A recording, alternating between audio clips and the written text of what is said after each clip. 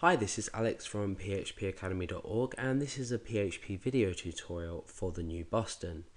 Now in this video I'm simply going to talk to you about what PHP is, why you should use it, and a little bit of information about what websites do use it. So the first thing about PHP is what it stands for. PHP stands for Hypertext Preprocessor. In fact, the first P is P, so it's PHP Hypertext Preprocessor. That's what it stands for.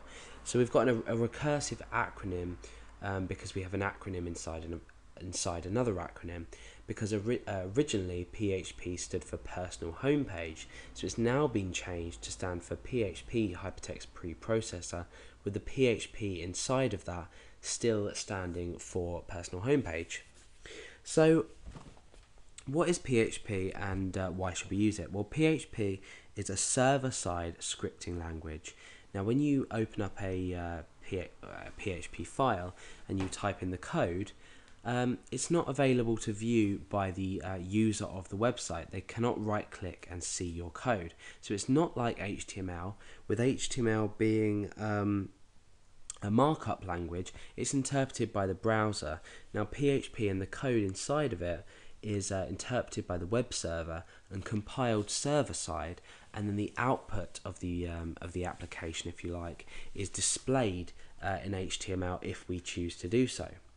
So it's basically used to create dynamic content on websites. So we're not we're essentially creating a program within a website. So we're being able to do a variety of different things.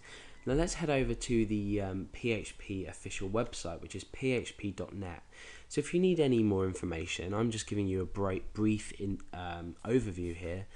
Go over to php.net and you can read some information about PHP as well as news, etc, etc, etc. So we've got a little description about here about what is PHP, and we've got an introductory tutorial.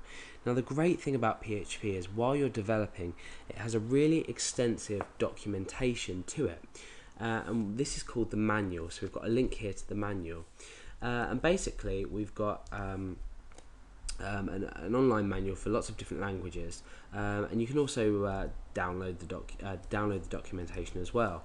And what the manual will do is we can search in here for, say, function list. For example, we might search for fopen in the functions list, and we see now it returns some information about our function.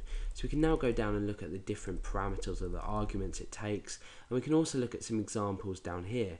So it's a really, really extensive list you can see of user submitted examples as well. So you can get a really great feel of different functions, not just functions but everything inside PHP from this PHP manual.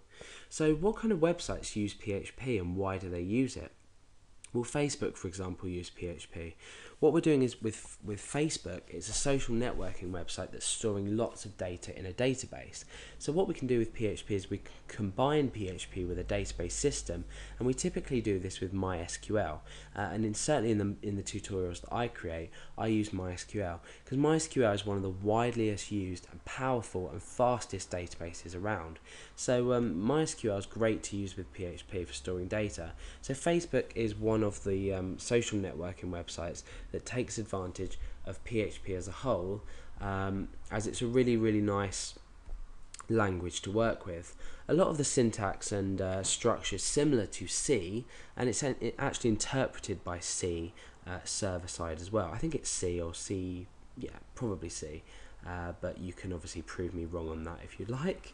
I may be wrong. But yeah, this is a brief overview of PHP. So if you're thinking about getting started in it, follow the tutorials that I've created, and you can begin to start creating dynamic websites, and you'll actually start to realize how easy PHP is, the fundamentals of it anyway. We can start going into sort of the object-oriented programming side of PHP, which is slightly more difficult because some people struggle with object-oriented programming. So we do have the object-oriented programming functionality within PHP, and this was added from PHP version 5, I believe, in about 2004. So we can use object-oriented programming inside PHP as well as recursive not recursive, procedural programming as well, so procedural structure to our code. So that's a brief overview of PHP. It's a really, really great language to learn, and it's really, really widely used on the web today, so it's definitely worth it.